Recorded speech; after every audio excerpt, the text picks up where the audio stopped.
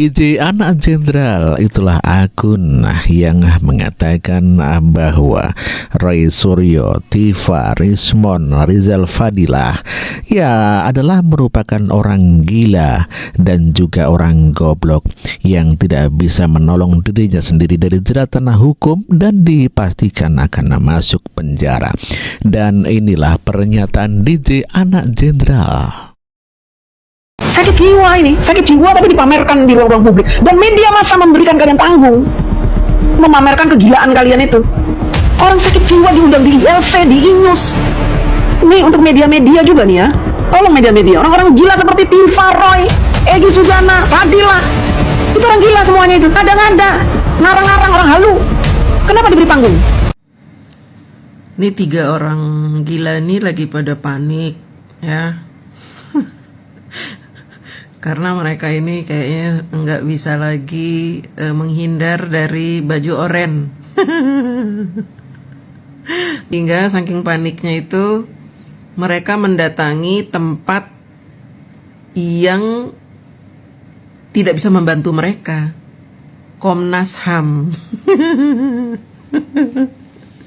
Sekarang gini teman-teman ya, dia itu cari-cari masalah, ngulik-ngulik ijazah Pak Jokowi. Jelas ijazah Pak Jokowi asli. Lembaga UGM sudah bilang asli, ya kan? Teman-temannya juga sudah menjadi saksi bahwa Pak Jokowi memang kuliah di UGM. Kemudian Pak Jokowi ijazahnya asli gitu ya, sudah ditunjukkan ke Mabes Polri, ke Bareskrim, dan sudah dilakukan laboratorium forensik. Karena tuduhan mereka ini akhirnya tidak bisa menjerat Pak Jokowi dan mempermalukan Pak Jokowi, sehingga mereka tidak menyangka bahwa mereka akan dilaporkan oleh Pak Jokowi. Ini yang tidak mereka duga. Sebenarnya mereka ini tujuan mereka membuat fitnah ini untuk apa? Untuk membuat revolusi. Mereka ingin rakyat Indonesia turun ke jalan, berdemo, dan melakukan revolusi atas perintah mereka berdasarkan isu-isu yang telah mereka sebarluaskan. Mereka goreng-goreng terus itu isu-isu ya. Sampai-sampai ada orang pintar meragukan ijazah Pak Jokowi. Sebenarnya ijazah Pak Jokowi itu asli apa palsu sih? Orang pintar ngomong begini ya. Ada S3 jadi ragu-ragu. Karena apa? Isu ini terus-menerus digulirkan. Segala sesuatu kebohongan kalau terus-menerus digulirkan maka orang akan percaya. Dan ini sebenarnya pelajaran juga buat kita semua ya, bahwa kita walaupun punya ijazah asli bisa dibilang palsu kalau terus-menerus digulirkan fitnah itu. Nanti orang akan nyebut saya pemalsu ijazah gara-gara fitnah itu digulirkan terus. Sama dengan Pak Jokowi. Pak Jokowi akan mendapatkan stempel pemalsu ijazah karena terus-menerus digulirkan itu cerita-cerita bohong. Apalagi yang bicara bohong itu orang-orang pinter. Ada yang profesor, ada yang doktor, ada yang orang mantan pejabat, mantan jenderal, ada yang ulama juga ikut ngomong soal ijazah palsu. Jadi orang semakin yakin Pak Jokowi ijazahnya palsu, padahal dan ketika Pak Jokowi mengambil jalur yang benar untuk membuktikan bahwa ijazah beliau asli, Pak Jokowi dituduh apa? Dituduh melanggar HAM. Justru mereka itu yang melanggar HAM. Hak asasi Pak Jokowi sudah mereka injak-injak. Mereka menggali lubang atas fitnah yang mereka buat. Sekarang mereka jatuh ke lubang itu dan mereka meminta tolong pada orang yang tidak bisa menolong mereka lagi. Pak Jokowi melakukan pelanggaran HAM apa? Ini sekelas Roy Suryo itu ternyata Guo BLOK.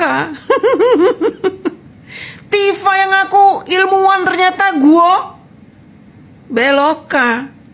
Rismon yang katanya pakar digital forensik ternyata Guo BLOK. Itulah kalau kita memaksakan diri untuk melakukan sesuatu yang salah karena kebencian. Makanya jangan terlalu benci sama orang, ya. Karena apa? Akibatnya kalian akan menjadi orang-orang yang ditertawakan. Karena kalian menjadi bingung untuk mengambil langkah. Kenapa harus ke Komnas HAM sih? Kenapa nggak ke Komnas Perempuan dan Anak? Kayaknya lebih cocok kalau ke Komnas Perempuan dan Anak ya. Karena apa? Karena Tifa sering dibully, ijazah doktornya palsu. Minta bantuan sana sama Komnas Perempuan dan Anak. Hah? Terus si Rismond dan Roy Suryo itu seperti anak kecil. Seperti anak kecil, ngeledekin kita, katanya kita kampungan. Kita meluruskan fitnah mereka dibilang kampungan. Kan lucu ya? Mereka boleh koar-koar, memfitnah, menyebarkan berita bohong, membodohi masyarakat. Kita nggak boleh mencerdaskan masyarakat, dibilang kampungan. Lucu kan? Kalian tahu orang tenggelam? Pernah lihat orang tenggelam? Nggak bisa berenang. Mereka ini nggak bisa berenang, kemudian tenggelam. Supaya mereka tetap bisa bernapas, mereka akan menggapai apa saja yang ada di atas. Mereka akan kelabakan, ngambil apa saja supaya mereka bisa tetap mengambang. Si Roy Suryo, Tifa, kemudian orang-orang HTI itu termasuk yang tompel itu, ya. Pengacara Egy Sujana, kemudian si Fadilah, Rismond, Tifa, Kurnia, media Sentana itu, Abraham Samad, Rafli Harun, Amin Rais. Mereka orang yang tidak paham dengan permasalahan, gak bisa berenang. Tapi mereka coba-coba nyemplung ke air yang dalam, perkara ijazah palsu. Ketika mereka tenggelam gak bisa berenang, mereka kelabakan.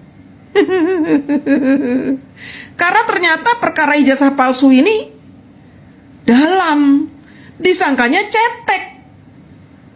Mereka tidak menyangka Pak Jokowi akan melawan. Kalau Pak Jokowi melawan, matilah mereka.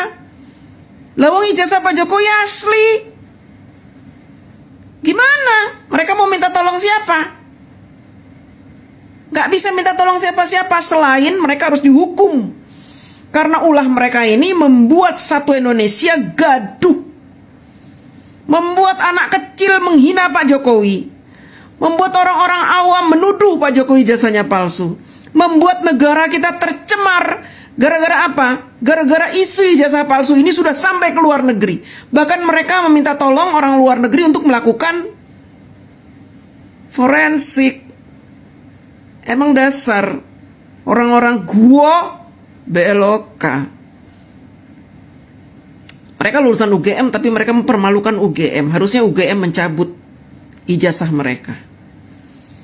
Negara harus mencabut titel mereka, karena dengan titel itu mereka sombong dan melakukan upaya-upaya kejahatan membodohi masyarakat. Ilmu yang mereka punya bukan untuk mencerdaskan, tapi justru membodohi kita. Dan sekarang mereka mengajari rakyat untuk mengadu ke Komnas HAM. Aduh, gua BLOK. Assalamualaikum warahmatullahi wabarakatuh. Selamat malam teman-teman. Jumpa lagi dengan saya DJ Anak Jenderal. Ada temuan dari para pakar. Ya. Para ahli ini ketika melihat pemaparan Roy Suryo dan si Rismond ini di televisi, para pakar ini langsung mengadakan rapat berdiskusi apakah memang benar dalam menyelidiki dokumen seseorang asli atau palsu boleh menggunakan teknik seperti yang disebutkan oleh si Roy Suryo dan Rismond itu. Mulailah mereka tuh rapat di situ. Di dalam rapat tersebut menghasilkan 14 notulen. Notulen FGD Komunitas Digital Forensik dan Infosek. Para ahli digital forensik ini merasa bahwa kok aneh gitu ya. Apa saya yang salah ilmunya, kata tuh ahli ya. Apa gimana? Ya udah kita rapat dulu deh. Kita samakan persepsi ini tentang penelitian, penyelidikan yang dilakukan oleh si Rismond ini. Bertemulah mereka menghasilkan 14 notulen. Yang pertama, font Times New Roman atau Times Roman kan sudah ada sejak tahun 1930.